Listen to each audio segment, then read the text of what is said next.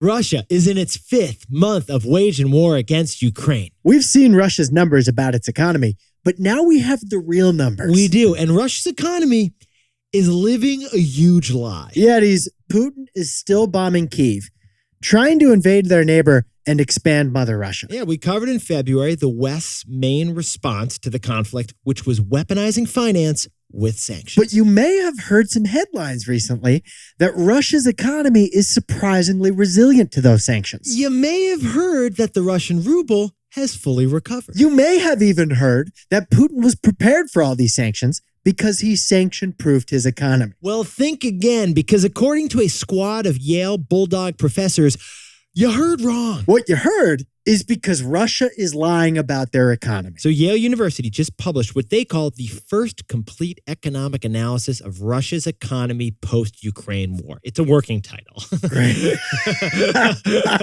It's written by Jeffrey Sonnenfeld, that Yale professor who was keeping the long list of the companies that were exiting Russia because of Putin. I remember we were always checking that list. It's like the Santa list. You know who's naughty and you know who's nice when you see that list. Yeah. Well, Professor Jeffrey Sonnenfeld and his 18 co-authors, they concluded that Russia's economy is actually in really, really bad shape. It's actually been badly damaged, way more than anyone's reported. Those 19 professors and even more researchers, they determined that the pain in Russia right now is very, very severe. Let's jump in T-Boy style. Here's how bad. The Western companies that left Russia, they represented a whopping 40% of Russia's GDP. McDonald's, Starbucks, Goldman Sachs, IKEA, even some Western oil companies. That's nearly half of Russia's economic output just got pulled out. And Putin has tried to fill that 40% hole in their economy by busting open the national piggy bank. Great point, Jack. And then here's the problem. He's running out of cash, and he's turned that piggy bank over, and he shaked it pretty hard already. Plus, this paper by these professors, it says that there are deep, brutal supply shortages in Russia right now because they can't import anything from these Western countries. Yeah, China's bailing them out a little, but that's just like an ice pack on an open wound. So, Jack, what's the takeaway for our buddies who are everyone else in the world? You have to translate Russian economic data twice.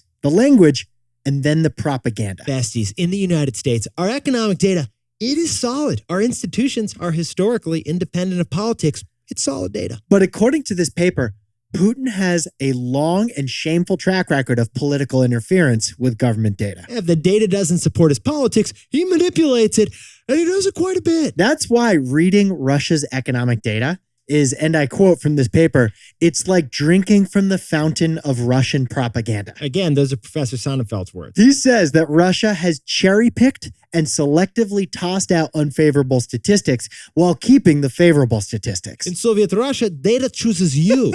Nick, this is like a baseball player who brags that his batting average is 500, but that doesn't include any of the strikeouts in his calculation. Yetis, the headlines we hear about Russia's resilient economy, they were translated into English. But it's harder to translate Russia's economic propaganda into reality. So it took 18 professors to do it for us. Thanks for T-boying with us. Don't forget to like and subscribe to this channel for Pop Biz every day.